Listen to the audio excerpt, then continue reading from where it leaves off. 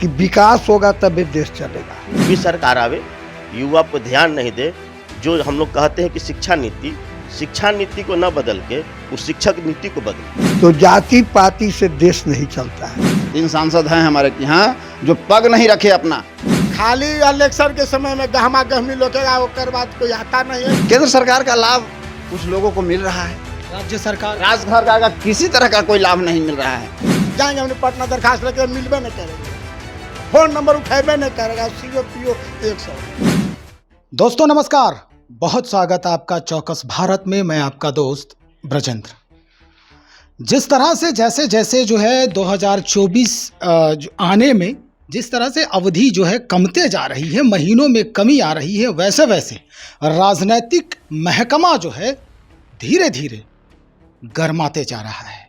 लगातार जोड़ तोड़ की राजनीति शुरू हो गई है और कवायद ये चल रही है कि अगला प्रधानमंत्री किस खेमे से होने चाहिए।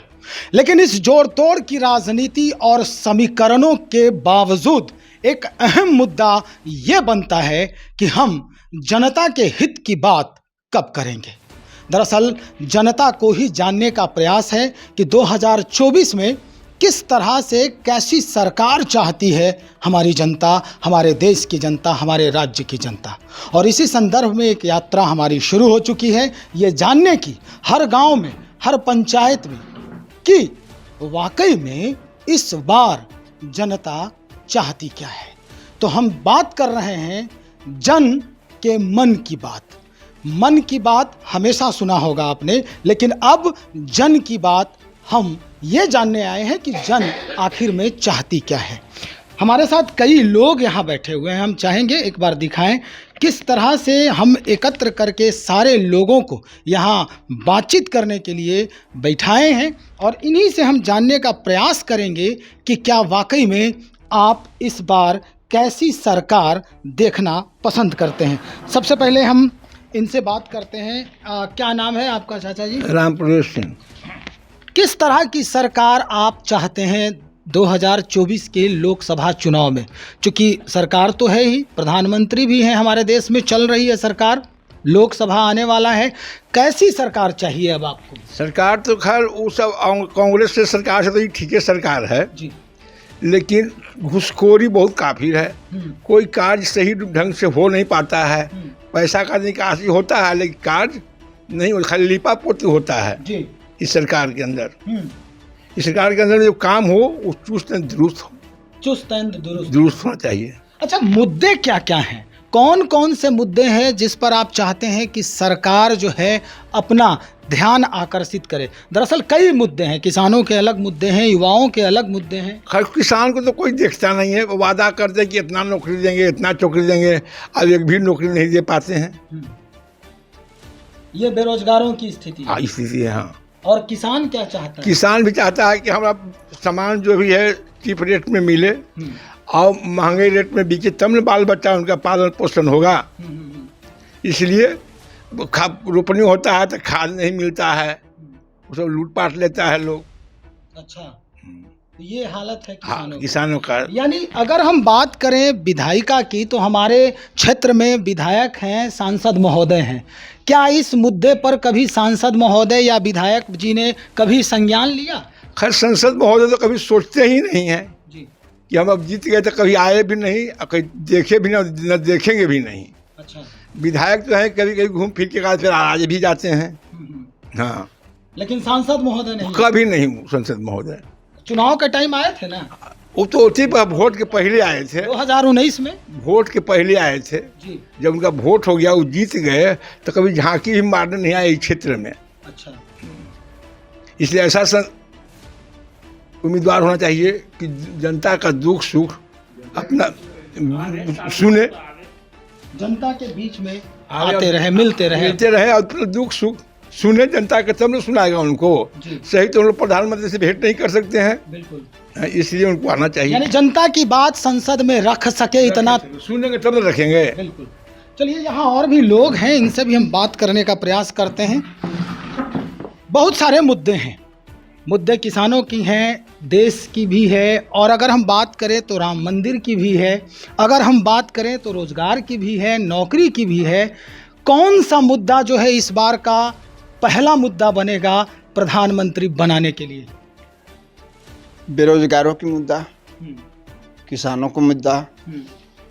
मुद्दा तो केवल मुद्दा ही मुद्दा है, जी। कहना ही नहीं है। किसी पर सरकार खरा उतर ही नहीं रही है। अभी तक न किसान के प्रति है, न बेरोजगारों के प्रति है। जी। किसके प्रति उतरेगी सरकार? हम लोग तो बेकार हैं, हम लोग को, किसान को तो कोई जानता ही नहीं है। आज तक न कोई जाना है और न कभी जानेगा।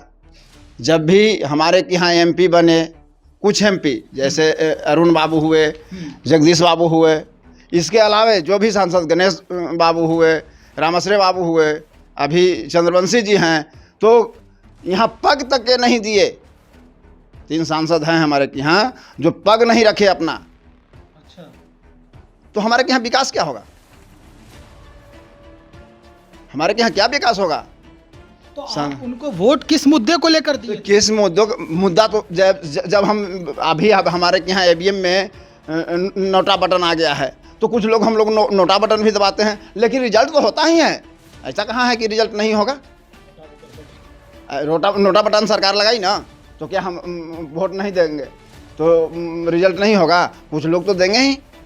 ऐसा कहाँ है नीति की जो है सरकार नहीं बनेगी? अच्छा, सरकार की कल्याणकारी योजनाएं जो है लगातार चल रही है, क्या उसका लाभ आपके पंचायत में लोगों को मिला है? केंद्र सरकार का लाभ कुछ लोगों को मिल रहा है। राज्य सरकार का किसी तरह का कोई लाभ नहीं मिल रहा है, किसी तरह का कोई लाभ नहीं। इसमें किसी तरह का कोई लाभ नहीं बिहार सरकार देने जा रही है और न दे रही है। उसका धुआंधार लूट हो रहा है राज्य सरकार के। ये लूट कौन मचा रहा है? बिहार सरकार मचा रही है। इसका कोई दूसरा कोई विकल्प नहीं है।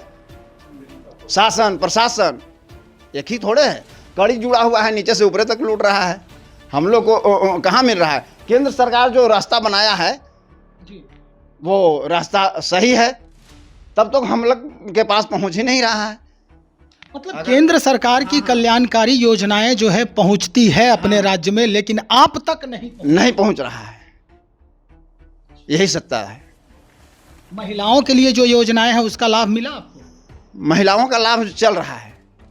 लाभ आपके घर की महिलाओं को मिला? नहीं, अभी तक तो नहीं मिला है। नहीं मिला है। और जो उस लायक है उसको मिला भी है।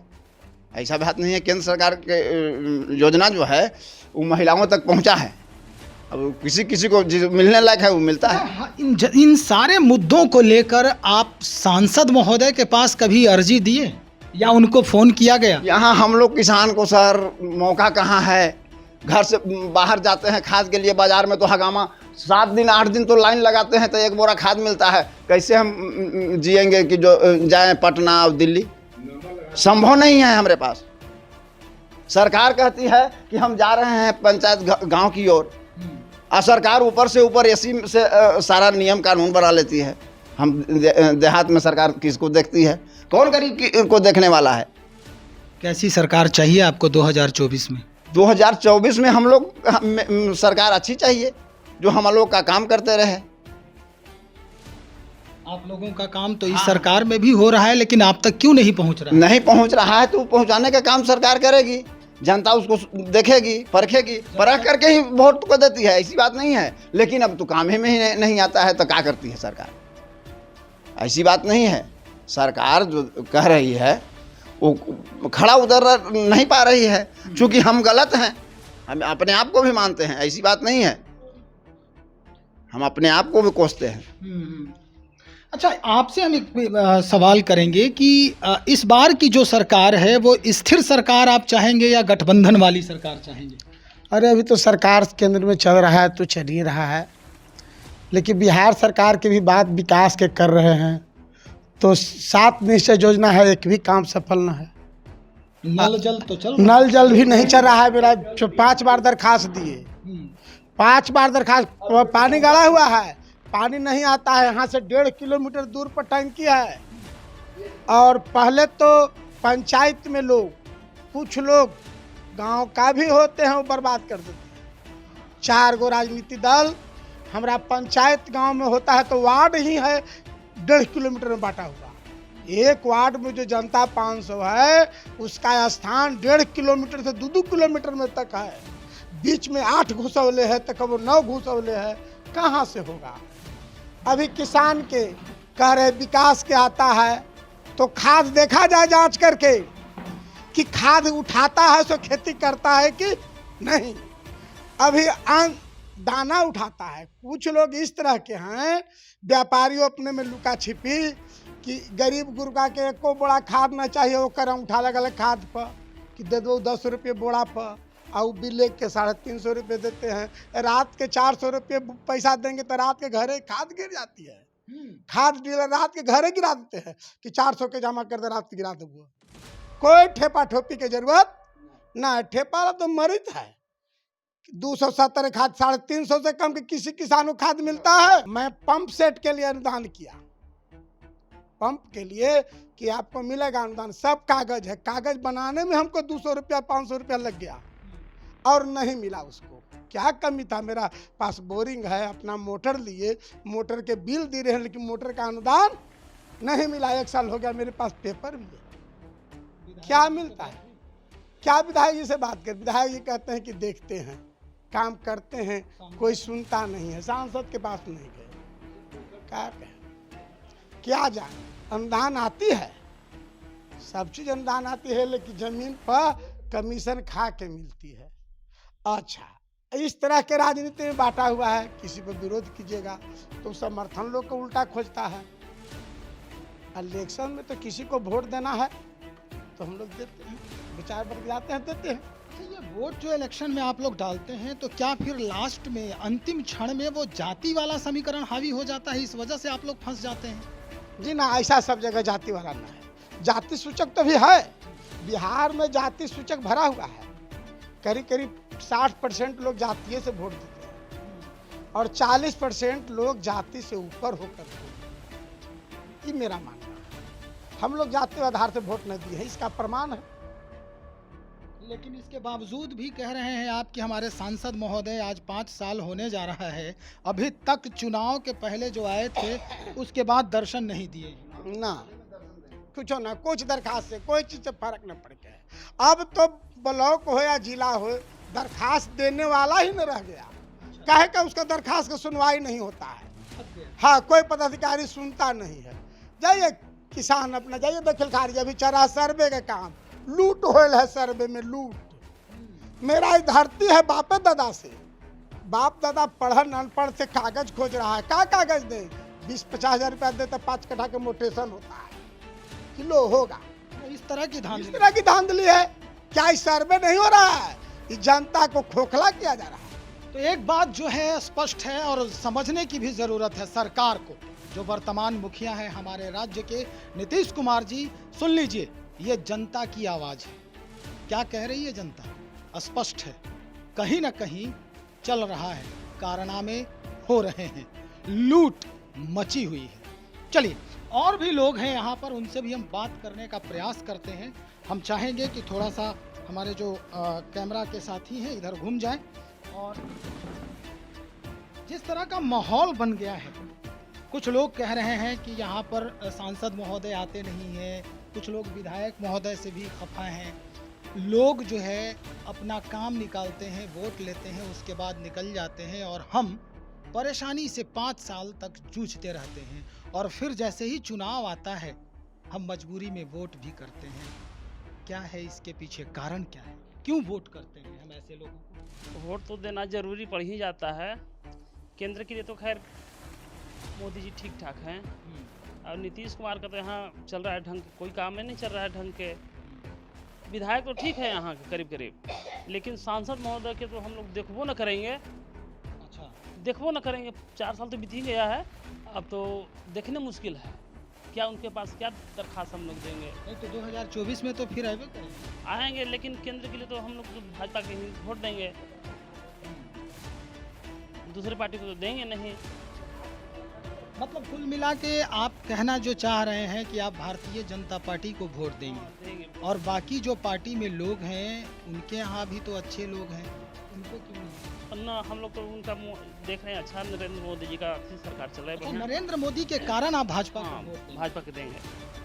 बाकी और दलों में, अन्य दलों में कोई ऐसा नेता नहीं है? है नेता तो है, लेकिन देंगे नहीं वोट, कारगर नहीं। देखिए हम कुछ लोग और हैं जो इधर बात करने का प्रयास कर रहे हैं। हम चाहेंगे कि स्पष्टता से बातचीत हो। क्या लगता है आपको, और कोई नेता है? नेता तो दूसरे दलों में है ही नहीं। सत्ता यही है कि दूसरे दलों में नेता ही नहीं है। और बीजेपी के पास अभी अच्छे नेता हैं। नेता तो रोज बदलते हैं, नेता रोज बदलते हैं। अपने कुर्सी के लिए नेता रोज बदल रहा है। 6 महीना पर, साल भर पर, 5 साल पर, जहाँ वहाँ की सीट मिलेगा तो देखिए ना, हार लो जीतल वहाँ लाइन लगौले है। खाली इलेक्शन के समय में गहमा गहमी लोकेगा, ओकर बाद कोई आता नहीं है। क्या पटना जाएंगे दरखास्त लेके? जाएंगे हमने पटना दरखास्त लेके, मिलबे नहीं करेंगे, फोन नंबर उठेबे नहीं करेगा। CO PO 100 है। हरा उड़ाही हो रहा है तो क्या देखे वाला है? 3 फीट खनना है कि 1.5 फीट खनना है? जिसको मन है उसको मट्टी बेच रहा है, कुछ कर रहा है।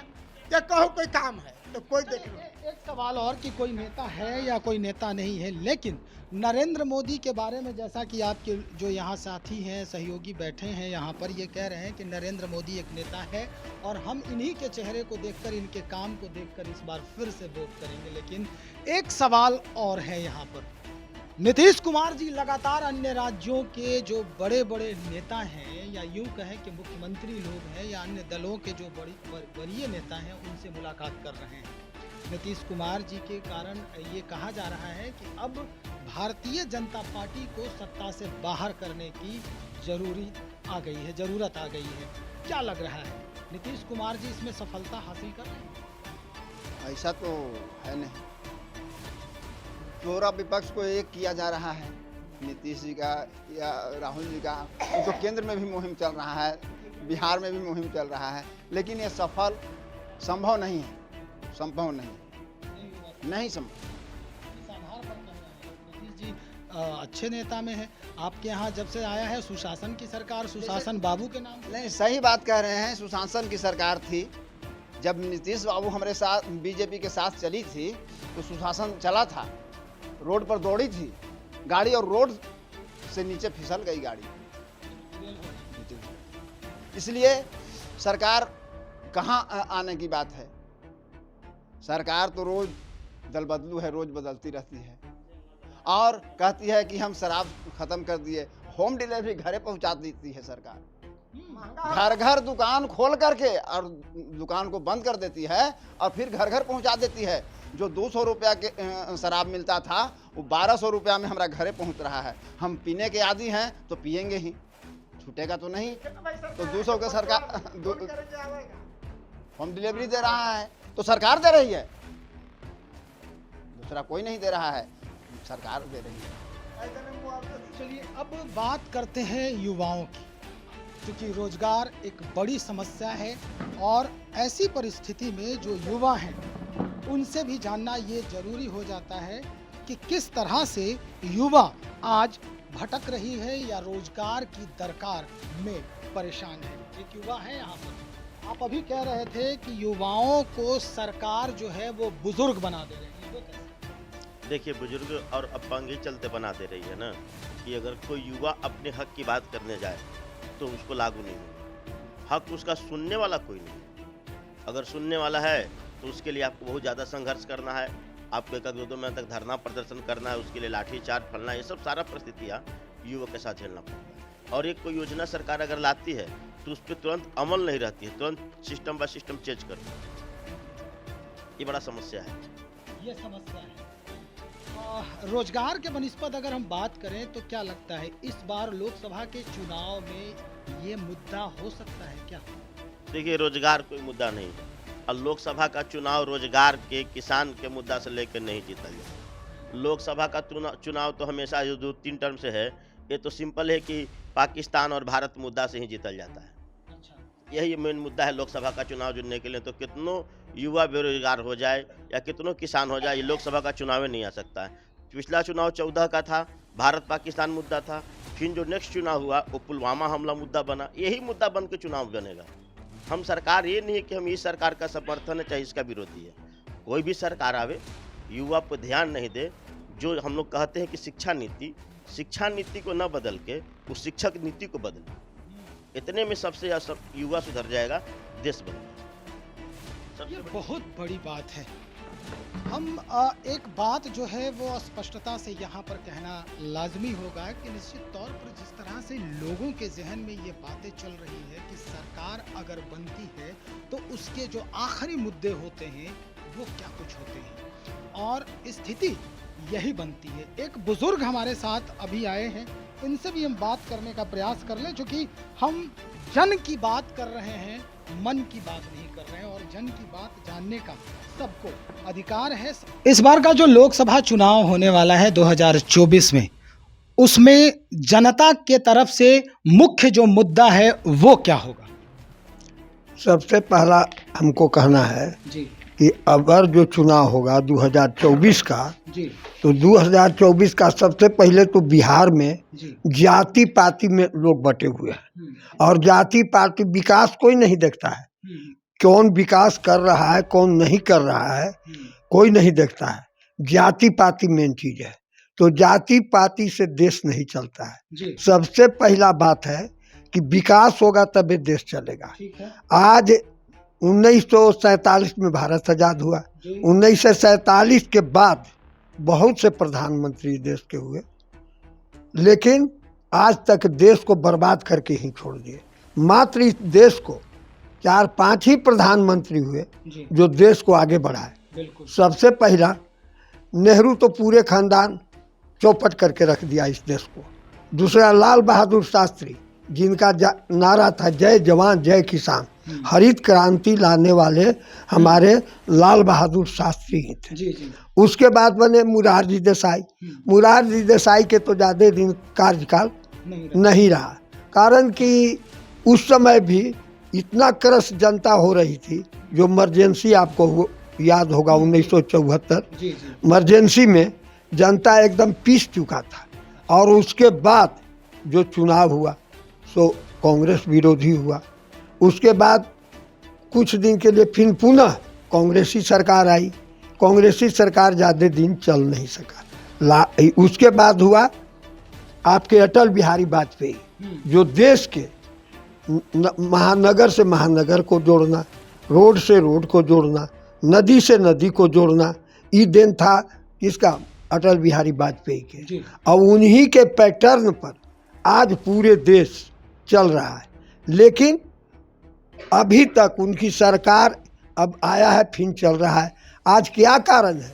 मोदी लोग कहता है मोदी जात पात से लेकर नहीं चलते हैं। वो कहता है लोग की जात पात, लेकिन मोदी जात पात नहीं है। कारण कि वो सबको लेके चल रहा है, सबका विकास चाहता है, चाहे किसान हो मजदूर हो।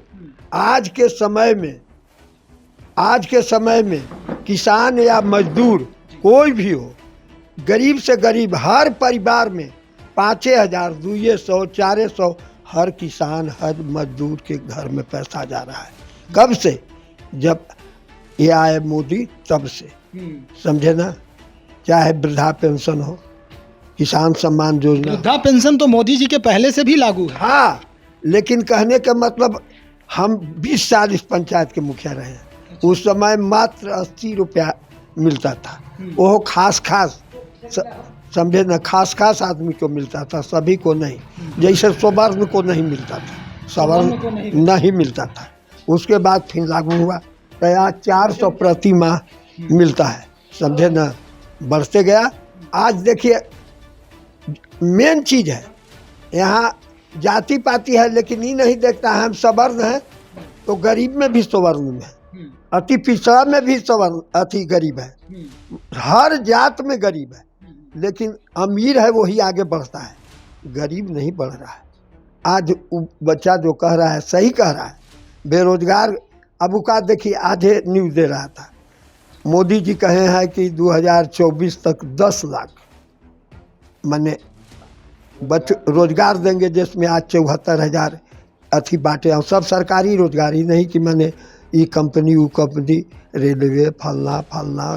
मतलब 2024 में आपको चाचा जी लग क्या रहा है? फिर मोदी को कोई नहीं रोक सकता है, कारण मोदी लाख भी उपाय। आज देखिए लेकिन नीतीश कुमार जी हर राज्य के मुख्यमंत्री से मिल रहे हैं, लगभग 6 जगह जा चुके हैं। हाँ, तो ये भी सुन लीजिए, आपके उड़ीसा के मुख्यमंत्री बिजू पटनायक, जिसका अति बिजू पटनायक उनके पिता हुए नवीन पटनायक, जो आप जान रहे हैं, और बहुत क्लीन और चीट आदमी है, वो अपने राज्य के लिए सोचता है नवीन पटनायक। लेकिन क्या कहा साफ, हमको इस सब से लेना देना नहीं है, जो विकास करेगा उसको वोट देंगे। हमको एक आप करते चलिए, बहुत दिन देखा, हमको एक से नहीं। मतलब नीतीश कुमार जी प्रधानमंत्री के चेहरे के लायक नहीं है? नहीं, कभी नहीं। उनका स्वप्न कभी साकार नहीं होगा। कारण अब देखिए, कल है कर्नाटक में चुनाव हुआ, कर्नाटक में चुनाव हुआ, आज देख रहे हैं 3 रोज से लड़ाई शुरू हो गया है। कहला मुख्यमंत्री के शिव कुमार कह रहा है कि हम बनेंगे, 135 जो विधायक जीता है से हम जीताए।